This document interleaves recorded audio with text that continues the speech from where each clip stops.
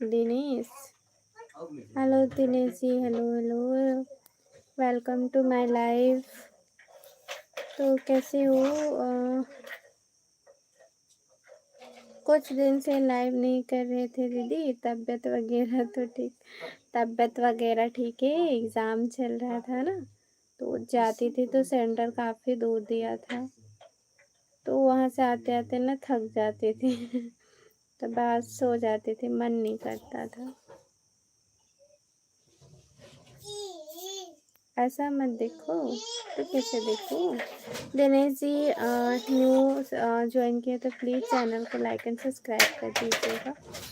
तो ना उतने दूर से आते आते थक जाती थी, और दुर्गा पूजा के टाइम 1-2 दिन घूमने चल गई थी।